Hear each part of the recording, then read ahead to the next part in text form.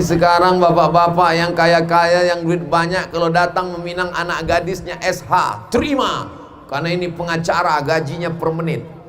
Kalau datang yang meminang anak gadisnya adalah ASN, pegawai Pemko, diterima. Karena yakin setelah meninggal pun akan tetap mengalir. Apa dia? Pensiun. Tapi kalau yang datang anak pesantren, dia takut anak saya. Pak Haji, saya maksud meminang. Tunggu ya, kami musyawarah dulu. Itu tandanya menolak halus. Dia tak tahu bahwa menantunya yang sekolah agama inilah yang akan membisikkan ke telinganya, la ilaha illallah. Kenapa takut yang dipikirkan makan? Orang yang khawatir sekolah agama anaknya tidak makan, rusak tauhidnya kepada Allah Subhanahu wa taala. Innallaha katabal maqadir. Allah sudah menuliskan takdir 50 alfasanah, 50.000 tahun qabla an yakhluqas samawati wal ard, sebelum menciptakan langit dan bumi.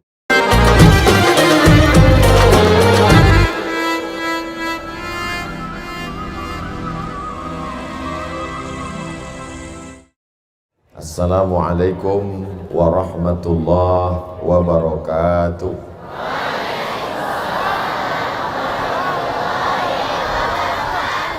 Alhamdulillahilladzi bini'matihi tatimmus shalihat, wassalatu wassalamu ala sayyidis sadat wa ala alihi wa ashabihi ahlil fadaili wal karamat.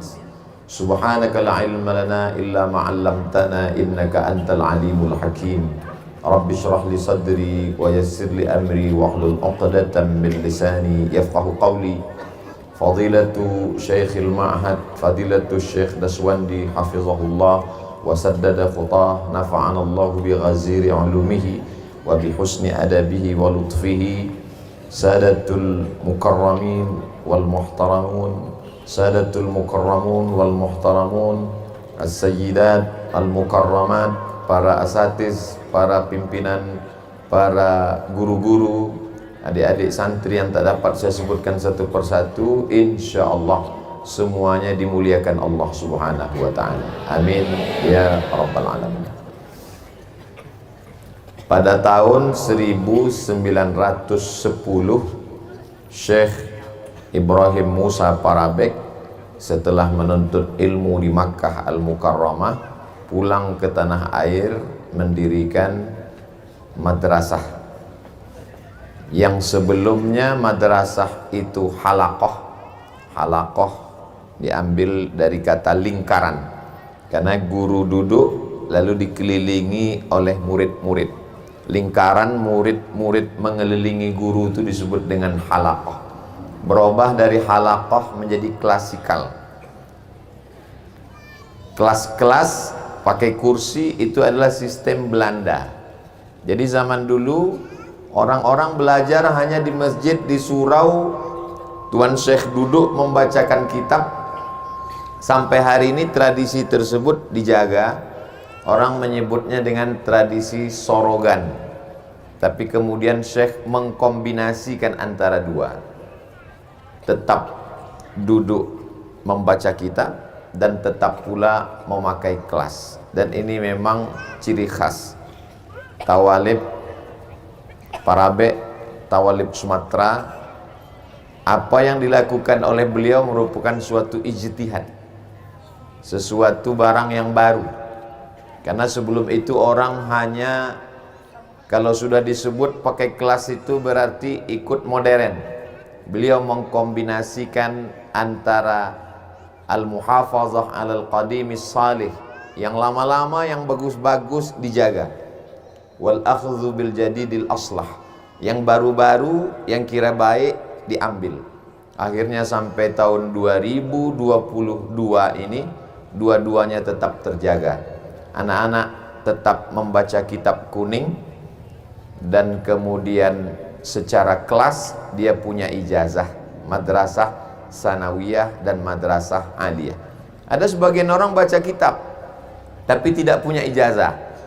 Lalu kemudian orang tidak mau masuk pesantren karena tidak bisa kuliah. Ada sebagian orang punya ijazah, bisa kuliah tapi tak bisa baca kitab.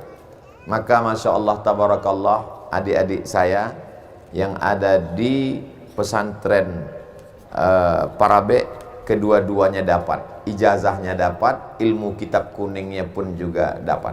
Betul? Ustaz tahu dari mana? Saya tengok iklan, tulis depan, Madrasah Sanawiyah.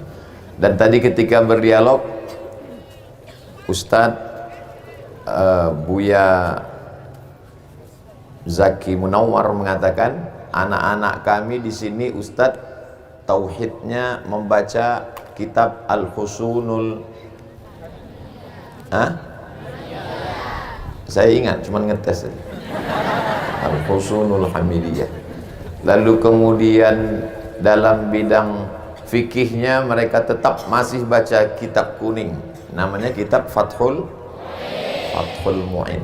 Artinya mereka merujuk.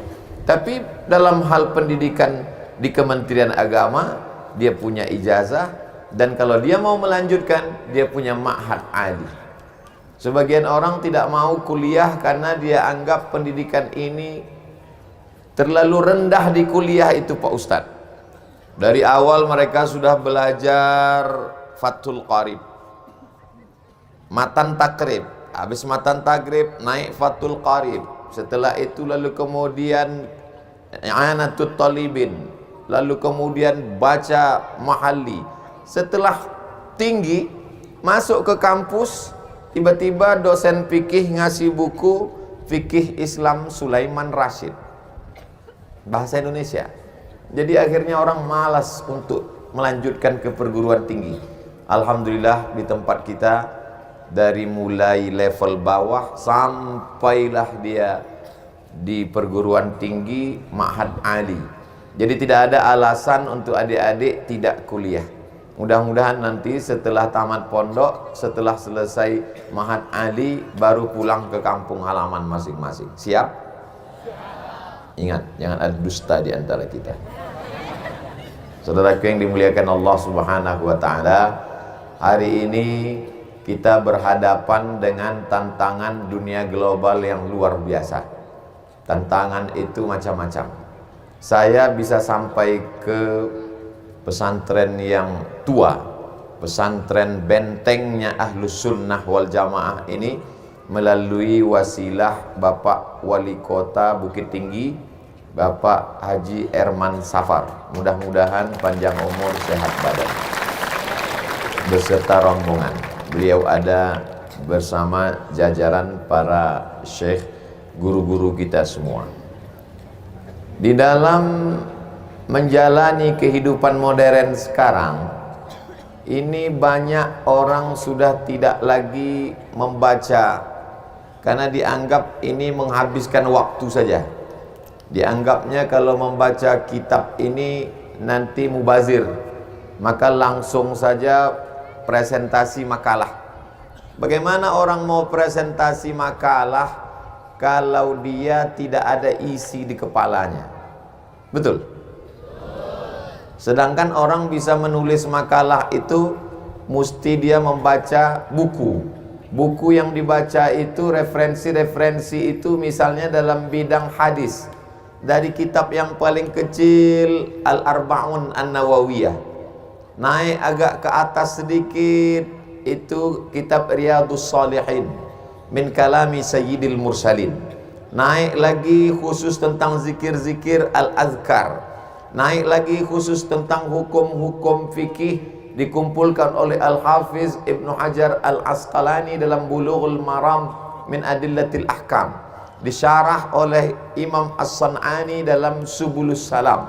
Lalu kemudian barulah dia membaca kitab-kitab yang besar yang disusun oleh Imam Muhammad bin Ismail bin Ibrahim bin Al-Mughirah bin Bardizbah Al-Bukhari, meninggal tahun 256 Hijrah, dan dia punya murid namanya Imam Muslim Ibnul Hajjaj Al-Qushairi An-Naisaburi yang menulis kitab Muslim, Sahih Muslim.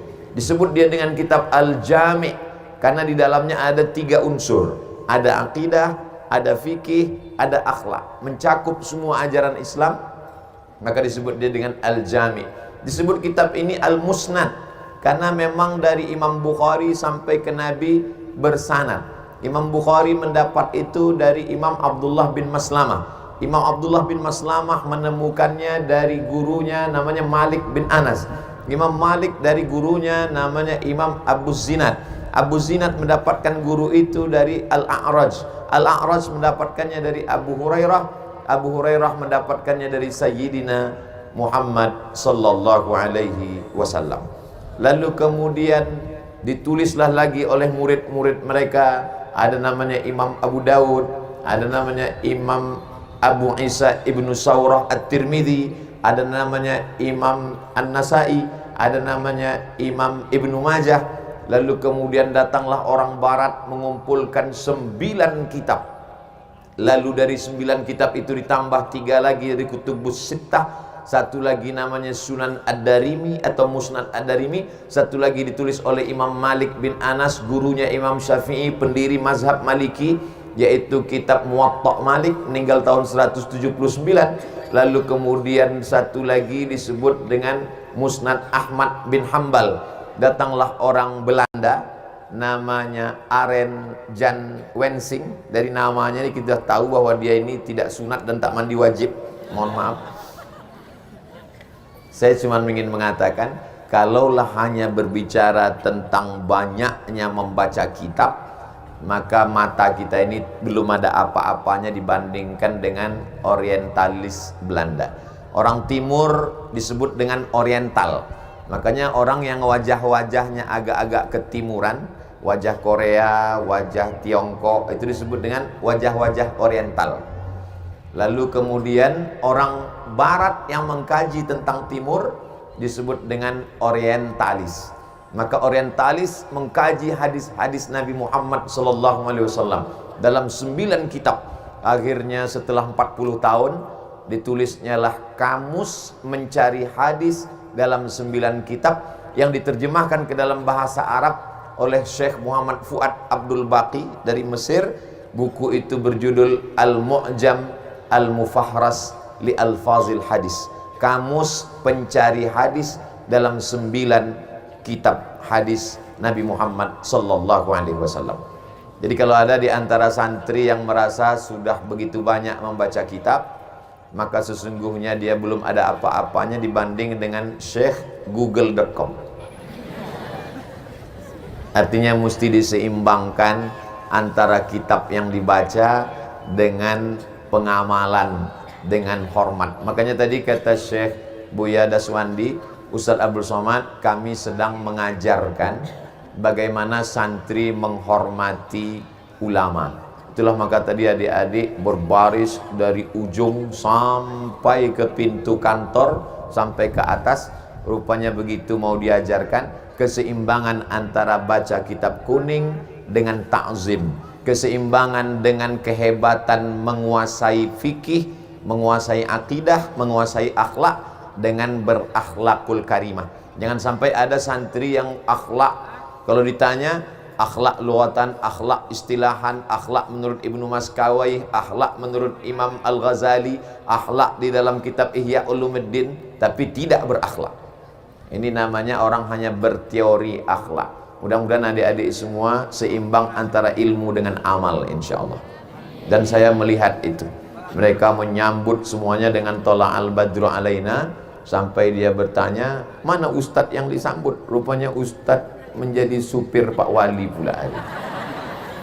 Adik-adik yang dimuliakan Allah Subhanahu wa ta'ala, di tengah kebingungan antara mesti berilmu atau berakhlak, maka memang itu ciri khas dari pesantren Parabe. Dia mengkombinasikan antara dua, antara modern dengan yang klasik dipertemukannya. Yang modern kelas, yang klasik halakoh, dua-duanya dapat. Antara yang modern dengan klasik, yang modern pakai ijazah madrasah aliyah sanawiyah, dan yang klasik membaca kitab, dua-duanya dapat. Begitu juga dengan antara yang satu berakhlak, sopan, tapi tak bisa baca kitab. Yang satu lagi hebat baca kitab, tapi tak ada akhlak. Maka sesungguhnya kalau hanya sekedar baca kitab, iblis lebih hebat baca kitabnya. Wa idh qulna lil malaikati isjudu li Adam ketika kami katakan kepada seluruh malaikat, bersujudlah kamu kepada Adam, fasajadu, semuanya bersujud illa iblis. Yang disuruh Allah bersujud itu kan malaikat, betul? Wa idh qulna lil malaikati, wahai malaikat sujudlah kamu kepada Adam, fasajadu, semuanya bersujud kepada Adam, illa iblis, kecuali iblis. Iblis bukan malaikat. Kenapa Allah menyuruh malaikat bersujud, iblis masuk ke dalam? Maka iblis itu dijelaskan dalam surat Al-Kahfi, kana minal jinni fafasaqa'an amri rabbi. Jadi iblis itu bukan malaikat, dia dari kalangan jin. Tapi karena amalnya banyak, ilmunya hebat, akhirnya dia beramal, dia selevel dengan para malaikat. Padahal dia bukan malaikat. Allah mengatakan kana minal jin. Dalil yang kedua bahwa iblis itu bukan malaikat, ketika Allah bertanya kepada dia, ma mana'aka alla tasjuda li adama idh amartuk, mengapa engkau tak mau sujud kepada Adam ketika aku perintahkan bersujud? Apa kata iblis? Khalaqtani min nar wa khalaqtahu min tin. Aku kau ciptakan dari api. Yang dari api itu bukan malaikat, karena malaikat min nur, sedangkan jin min nar. Kalau ditanya apa beda nur dengan nar, kalau nur dhammah, kalau nar fathah. Nur adalah cahaya, sedangkan nar adalah api. Itu membuktikan bahwa jin itu kalau dia beramal bisa selevel dengan para malaikat. Dan ketika dia sudah selevel dengan malaikat, Allah suruh seluruh malaikat bersujud kepada Adam, maka bangkit angkuh dan sombongnya. Jadi kalau ada orang hebat baca kitab, banyak hafal hadis, menguasai ayat-ayat dan tafsir, tapi angkuh dan sombong, maka sesungguhnya setetes dua tetes ada darah iblis dalam dirinya. Hari ini saya melihat adik-adik yang amat sangat sopan, yang sangat berakhlakul karimah, ini kita jaga. Tidak ada perempuan yang duduk di tengah-tengah laki-laki, dan tak ada laki-laki yang duduk bersama perempuan. Tetap dijaga sunnah Rasulullah Sallallahu Alaihi Wasallam. Bagi orang tua yang bingung mendidik anak-anaknya di rumah, karena sekarang macam-macam. Kalau ditanya dulu kamu laki-laki, kamu perempuan. Sekarang ada mahasiswa baru ditanya oleh dosen saat orientasi mahasiswa perguruan tinggi bulan Agustus kemarin, dosennya bertanya, kamu laki-laki apa perempuan? Saya netral. Inilah jenis kelamin yang toiletnya belum dibuat. Toilet di pom bensin baru ada laki-laki dan perempuan, netral belum ada. Insya Allah masuk ke pesantren selamat. Ustadz tahu dari mana? Ini khusus perempuan saja dan ini khusus laki-laki saja. Maka sekarang ini luar biasa tantangan. Kalau dulu anak perempuan takut punya anak perempuan, godaan luar biasa. Kalau dulu orang merasa punya anak laki-laki sudah selamat. Sekarang saya sebagai orang tua punya anak laki-laki pun ketakutan dengan serangan yang bernama LGBT.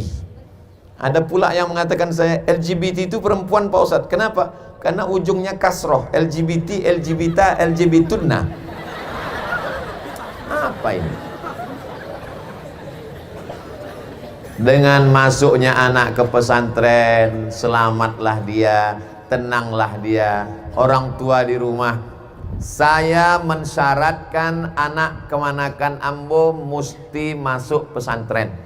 Saya sendiri yang mengantarkannya untuk mensurvei, melihat asrama, melihat kelas, kamu nanti ke sini. Karena kalau di rumah saya tak bisa mengontrol, mengawasi. Saya pergi tausiah berkeliling.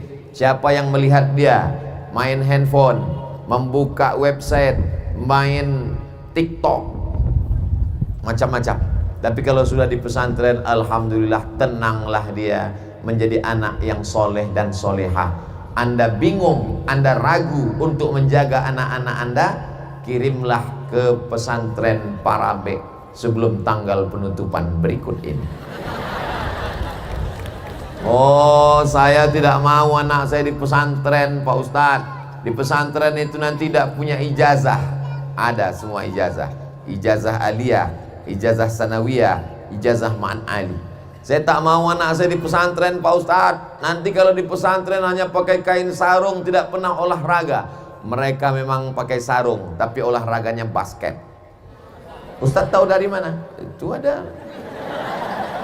Tak mungkin ada keranjangnya orangnya tak bisa main.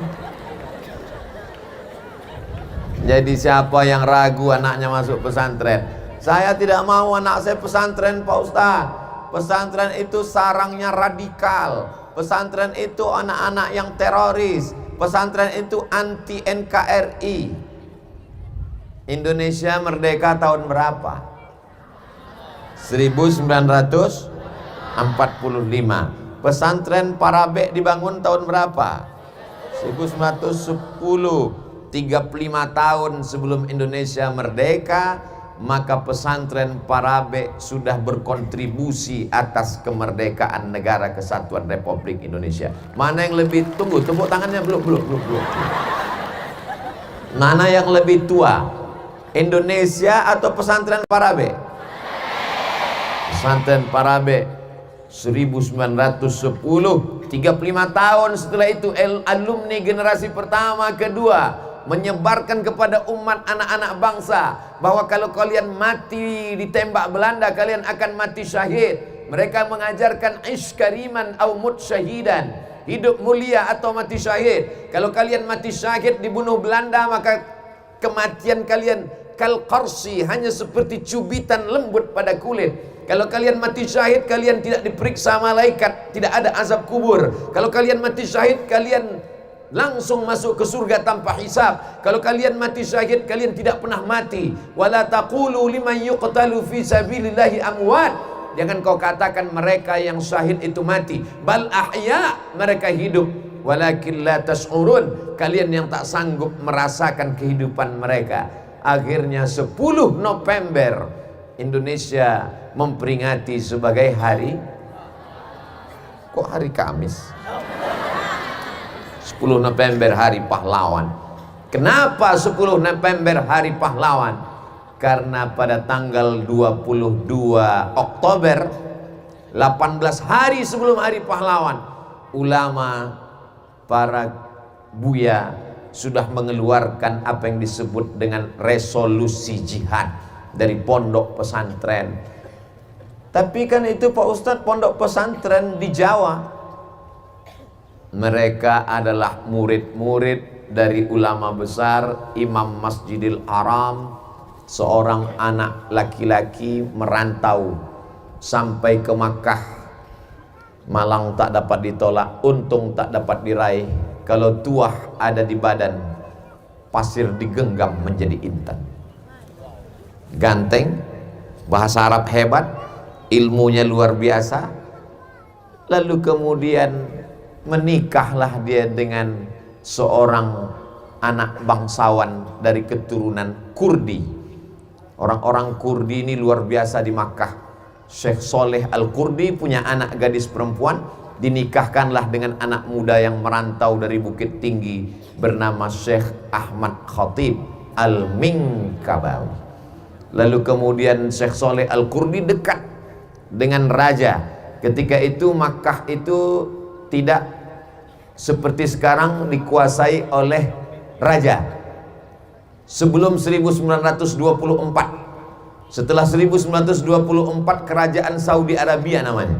Sebelum itu namanya adalah Hijaz.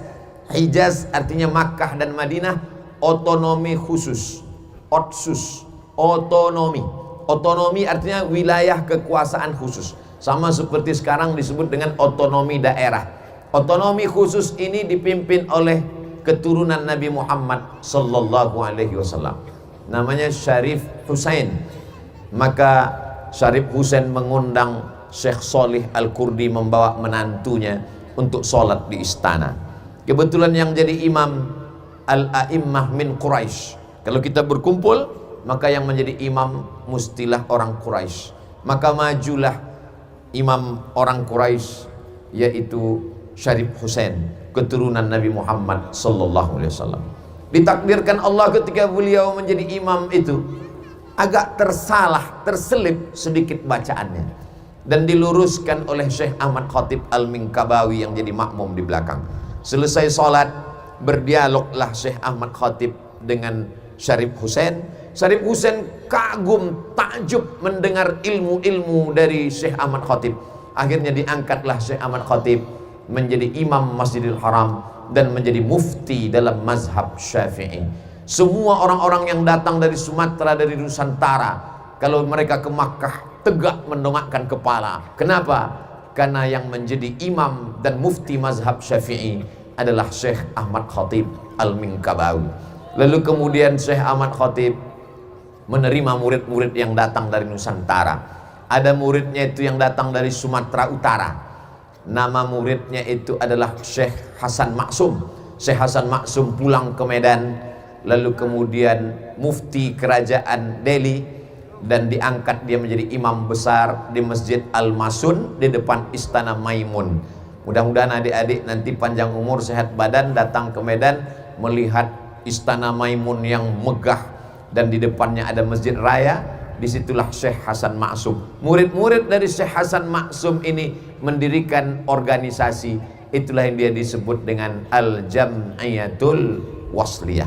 Al-Jam'iyah organisasi, Al-Wasliyah yang menyatukan, yang menghubungkan antara orang-orang yang sudah putus hubungan karena konflik antara kaum muda dan kaum tua, antara ormas, divide et impera, dipecah belah oleh Belanda. Lalu kemudian Syekh Ahmad Khatib Al-Minkabawi punya murid datang dari Jawa Timur, namanya Syekh Muhammad Hashim Asy'ari. Syekh Muhammad Hashim Asy'ari pulang ke Jombang bersama sahabat-sahabat beliau, Syekh Wahab Hasbullah, Syekh Bisri Sansuri, mendirikan itulah yang disebut dengan Nahdlatul Ulama, kebangkitan para ulama. Mereka yang mengeluarkan apa yang disebut dengan resolusi jihad pada tanggal 22 Oktober yang diperingati dengan Hari Santri. Lalu kemudian dari kampung halamannya Syekh Ahmad Khatib Al-Minkabawi kedatangan murid-murid. Di antara muridnya itu adalah Syekh Sulaiman Ar-Rasuli, kemudian Syekh Jamil Jaho, Inyak Jaho dan Inyak Canduang. Lalu mereka pulang mendirikan Perti, Persatuan Tarbiyah Islamiyah. Tapi kemudian ada yang unik dengan Syekh Ibrahim Musa Parabek. Beliau tidak terjebak dalam apapun, dia murni dalam pendidikan agama, dia murni mencerdaskan umat ini. Dia tidak menyalahkan yang berormas, dia tidak menyalahkan yang membuat organisasi dan partai, tapi sampai hari ini kita lihat ijtihad beliau tepat dan benar, tidak bisa ditarik-tarik ke kaum muda, ke kaum tua, ke partai, ke ormas, ke kelompok manapun. Pesantren Parabek selalu untuk melayani umat dan mencerdaskan umat dengan ilmu-ilmunya. Ini pelajaran buat Abdul Somad. Kedatangan hari ini ke pesantren Parabek, Abdul Somad dipasangkan jubah, maka sesungguhnya ini pesan Abdul Somad jangan mau ditarik-tarik oleh ormas dan partai-partai. Pelajaran. Beliau sudah lama meninggalkan kita, tapi beliau hebatnya ulama, walaupun sudah meninggal, bukunya masih diberikan kepada saya sebagai oleh-oleh. Lalu kemudian saya minta ijazahnya dari Buya Syekh Daswandi. Beliau memberikan ijazah. Aku berikan ijazah kepada Ustadz Abdul Somad sebagaimana aku menerimanya ijazah dari guruku, dan guru-guruku menerimanya ijazah dari Syekh Ibrahim Musa Parabek. Dengan kedatangan ini saya berharap, walaupun saya tidak berguru langsung, walaupun saya tidak talaki langsung, mudah-mudahan di akhirat saya diakui sebagai salah satu dari murid almarhum insyaallah. Untuk Syekh Ibrahim Musa Parabek, Al-Fatihah. A'udzubillahi minasyaitonirrajim. Bismillahirrahmanirrahim. Alhamdulillahirabbil alamin arrahmanirrahim maliki yaumiddin. Iyyaka na'budu wa iyyaka nasta'in. Ihdinas siratal mustaqim. Siratal ladzina an'amta 'alaihim ghairil maghdubi 'alaihim waladdallin. Amin. Saya hanya ingin bercerita bahwa Syekh punya satu ijtihad sendiri. Dia tidak bisa ditarik-tarik. Dia seorang pemikir yang independen. Dalam bidang pendidikan, mengkombinasikan antara turas wal muasir. Turas klasik, muasir modern. Dalam hal perpolitikan, dia ingin tidak ditarik-tarik oleh ormas, tidak ditarik-tarik oleh partai, tapi dia berjuang untuk kemerdekaan negara kesatuan Republik Indonesia dengan mencerdaskan. Tidak boleh anak parabe tamat dapat ijazah sebelum dia mendirikan madrasah pesantren. Jadi anak parabe yang belajar setelah lewat kelas-kelas itu tidak dikasih ijazah sebelum dia siap mendirikan pesantren di kampung halamannya. Sekarang saya tanya, adik-adik siap begini? Siap. Masya Allah. Allahu Akbar. Cuman satu yang angkat tangan. Jadi saya jumpa dengan Syekh Muwaffaq. Syekh Muwaffaq ini mursyid tarekat Syaziliyah. Beliau datang dari Turki, mengajarkan hadis-hadis beberapa waktu yang lalu di Pekanbaru. Saya pun bersama Ustadz Zulhendri Rais datang ke kamar beliau bertanya, Syekh Muwaffaq, ya, bagaimana cara kita memperbaiki umat ini? Kata Syekh Muwaffaq, memperbaiki umat ini adalah seperti guru kami, muhaddis Syam, ahli hadis dari negeri Syam, namanya Syekh Badruddin Al-Hasani, yaitu dengan mendirikan madrasah. Berapa yang didirikan oleh Syekh Badruddin Al-Hasani? Syekh Badruddin Al-Hasani sampai hari ini murid-muridnya mendirikan 5 sekolah, 5.000 sekolah. Saya yakin dan percaya nanti ada di antara alumni Parabe yang akan mendata berapa semua murid-murid Syekh Ibrahim Musa Parabe yang sudah mendirikan sekolah. Maka itu adalah cita-cita adik-adik nanti kalau tamat, ada di antara kalian ini yang akan jadi gubernur Sumatera Barat. Ada di antara kalian akan yang menjadi polisi dan tentara. Ada di antara kalian yang akan menjadi DPR RI dan DPD. Lalu kami Pak Ustadz Ketua Dharma Wanita. Tapi kalian tetap punya sekolah dan pesantren. Insya umat ini tidak selesai dengan tablik akbar.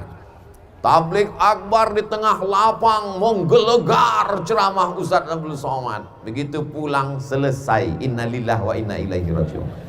Mesti ada pendidikan berkesinambungan. Mendidik anak-anak tunas-tunas hijau yang khawatir dimakan ulat. Dari mulai tumbuh kecil dijaga, dipelihara, disiram, diberikan pupuk sampai akhirnya dia berputik dan berbuah, dan akhirnya dia mendirikan sekolah-sekolah.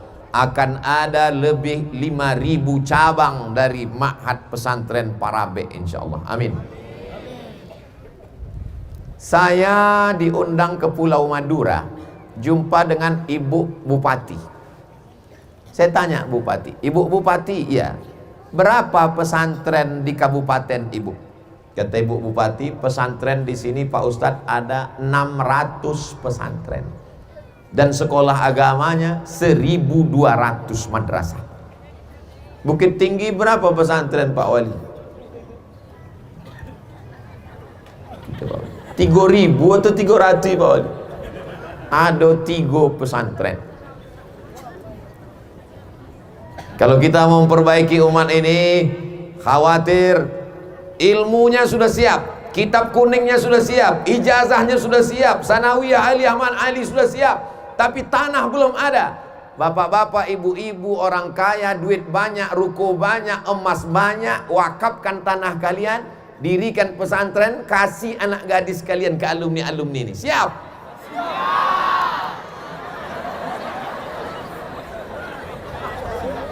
Ini sekarang bapak-bapak yang kaya-kaya, yang duit banyak, kalau datang meminang anak gadisnya SH, terima, karena ini pengacara, gajinya per menit. Kalau datang yang meminang anak gadisnya adalah ASN, pegawai Pemko, diterima, karena yakin setelah meninggal pun akan tetap mengalir. Apa dia? Pensiun. Tapi kalau yang datang anak pesantren, dia takut, anak saya, Pak Haji, saya maksud meminang, tunggu ya, kami musyawarah dulu. Itu tandanya menolak halus. Dia tak tahu bahwa menantunya yang sekolah agama inilah yang akan membisikkan ke telinganya, la ilaha illallah. Kenapa takut yang dipikirkan makan? Ini sekarang manusia ini takut menyekolahkan anak sekolah agama, takut tak makan. Takut punya menantu sekolah agama, takut tak makan. Kau kenapa tidak mau anakmu sekolah agama masuk pesantren? Nanti tak makan. Saya nih kurus bukan tak makan. Ini memang takdir. Makan tak ditakutkan, dijamin Allah Subhanahu wa taala.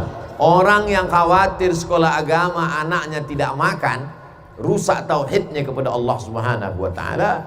Innallaha katabal maqadir. Allah sudah menuliskan takdir 50 alfasanah, 50.000 tahun qabla an yakhluqas samawati wal ard, sebelum menciptakan langit dan bumi. Maka dimanapun saya mengajak kepada bapak, ibu, tanah yang luas sejauh mata memandang, wakafkan tanah-tanah, buatkan pondok pesantren. Bersama saya hari ini ada ketua yayasan tabung wakaf umat, namanya Ustadz Alnob Dinar. Dinar itu artinya duit emas, karena duitnya banyak.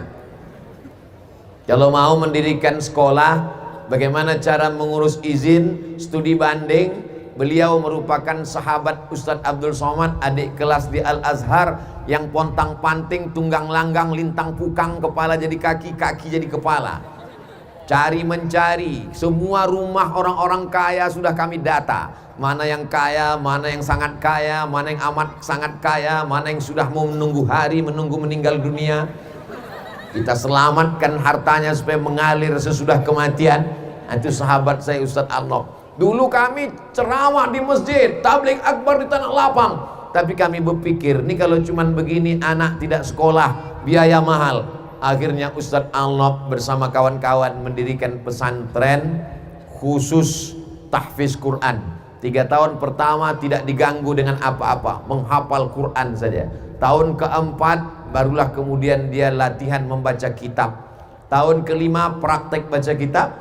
Tahun keenam life skill, diajarkan dengan kemampuan. Kalau dia punya bakat bengkel, kalau dia punya bakat kuliner, dia punya bakat apapun, karena ke depan umat Islam mesti punya produk. Karena umat kita banyak, ekonominya mesti bangkit. Ekonominya UMKM, membangkitkan kemandirian umat dengan ekonomi yang mapan. Karena dalam Islam diajarkan kada al-faqru ayyakuna kufran, hampir saja kefakiran itu menjadi kekafiran. Antara fakir, kafir, kafir, fakir, fakir, tipis setipis kulit bawang. Maka masa depan Indonesia insya Allah ada di tangan santri-santri pondok pesantren Parabe, insya Allah, amin. Kombinasi antara klasik dengan modern, kombinasi antara masa lalu dan masa akan datang, tidak mau ditarik-tarik oleh kepentingan-kepentingan, dan akhirnya berdiri pondok pesantren ini sampai 2022, sampai hari kiamat masih tetap tegak berdiri insya Allah, amin. Sekarang ini banyak orang mengkhawatirkan bagaimana masa depan Indonesia ini, Pak Ustadz. Saya melihat adik-adik ini, saya tidak ragu sedikit pun. Kalau ada orang yang mengkhawatirkan bagaimana Indonesia NKRI tahun 2050, lihatlah anak muda sekarang. Kalau anak muda sekarang sakau, mabuk, narkoba, ateis, komunis, aliran sesat, begitulah 30 tahun akan datang. Tapi kalau anak muda hari ini baca kitab, mengaji, maka insya Allah Syubbanul Yaum, anak muda yang ada di hadapan saya hari ini, Rijalul Ghad, inilah yang akan menjadi pemimpin-pemimpin masa depan insya Allah, amin ya Rabbal. Adapun kami ini, saya ini saya hitung-hitung meninggal 2040. Ustaz tahu dari mana? Lahir 1977. Kalau 63 tahun berarti 1977 tambah 63, 2040 meninggal. Tapi setelah lama-lama saya pikir, apalagi sejak Covid kemarin, malaikat maut datang tidak melihat akte kelahiran. Kata pepatah, mumbang jatuh kelapa pun jatuh. Kelapa kalau dia mau jatuh tidak menunggu kelapa tua, kelapa muda pun berjatuhan semua. Tapi dengan adanya pondok pesantren, maka insya Allah berpegang, kita ini disebut dengan golongan ahlus sunnah wal. Buka-buka kitab Syekh yang diberikan hidayah kepada Fakir Abdul Somad tadi, di ujung halaman kata Buya Zaki Munawar, coba Ustadz tengok di bagian-bagian ujung. Di situ beliau membahaskan, mana buku tadi tinggal? Tunggu sebentar ya.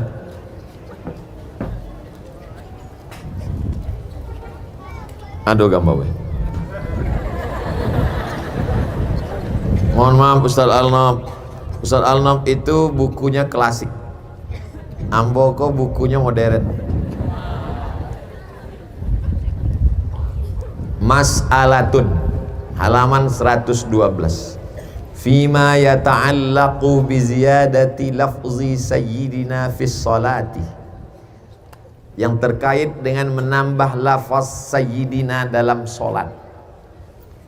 Fa in qulta, kalau engkau berkata, kaifa qala sayyiduna, bagaimana mungkin ada orang mengatakan Sayyidina Muhammad, Sayyidina Muhammad, Sayyidina Muhammad, ma'a annahu sallallahu alaihi wasallam naha an dzalika, sedangkan Nabi melarang tak boleh pakai Sayyidina. Fi qawlihi, dalam hadis, la taqulu Sayyidana, jangan katakan Sayyidina, innamas Sayyidullah, sesungguhnya Sayyid itu adalah Allah. Jadi siapa mengatakan Sayyidina Muhammad berarti dia syirik, karena Sayyidi artinya tuanku, Tuhanku, Allah, sedangkan yang layak disebut Sayyid itu hanyalah Allah. Wa makna an-nahi, sedangkan makna nahi talabut tarki, supaya jangan digunakan, tak boleh pakai Sayyidina. Rupanya di zaman Syekh Ibrahim Musa Parabek pun sudah dibahas. Patutlah di Pekanbaru ada orang yang melarang, jangan pakai Sayyidina, jangan pakai Sayyidina, jangan pakai Sayyidina. Nabi Muhammad itu bukan orang Pariaman.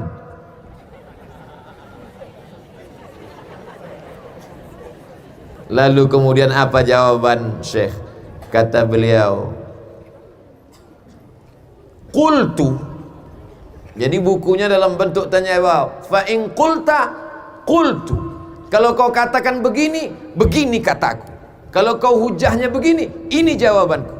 Qultu an-nahyu mahmulun 'ala tawadhu'i minhu, Nabi melarang jangan katakan Sayyidina, larangannya itu bukan mengandung makna lit tahrim, tapi itu adalah tawadhu'. Nabi rendah hati, dia tak mau diagungkan dan dimuliakan. Au 'ala siyadatil mutlaqati, Nabi melarang tak boleh menyebut sayyid kalau maknanya mutlak, berarti dia adalah Allah Subhanahu wa taala.